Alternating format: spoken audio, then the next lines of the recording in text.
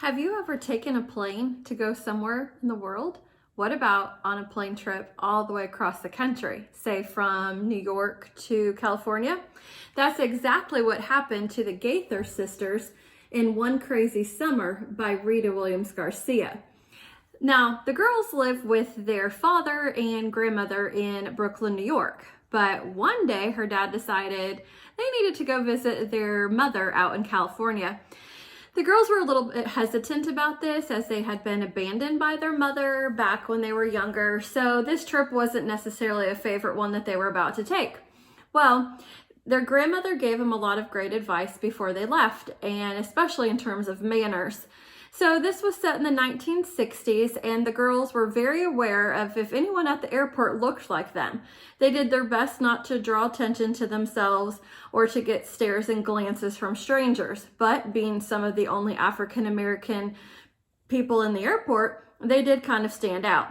By the time that they finally arrived to California, they weren't really greeted with open arms with their mom. She was kind of aloof and ignored them and didn't really want them around. That left Delphine, the oldest sister, to sort of take on the motherly role for her younger sisters, Vonetta and Fern. They had to find other ways to be creative and entertain themselves throughout the day. This often left them wandering through the streets, going to find food and entertainment. One day, they actually stumbled upon a school that was run by the Black Panther Party and got to learn a lot about protests, making posters, and having responsibility.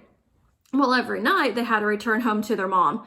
And again, she wasn't really that thrilled that they were there. She didn't care to have dinner with them. She didn't really talk about their day. She was too busy doing her own thing. And a lot of that involved art. So Cecile was what you could call an absent mother.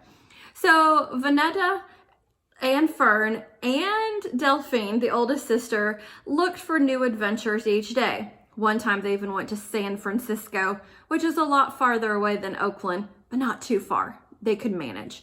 They came back with a lot of adventures and a lot of fun that they had experienced, but they couldn't really share it with their mom because she was not interested. This is a great historical fiction novel for middle grade readers, and if it is something that you want to read, you'll need to check out One Crazy Summer by Rita Williams Garcia to find out how the mom had a little bit of a change of heart at the end.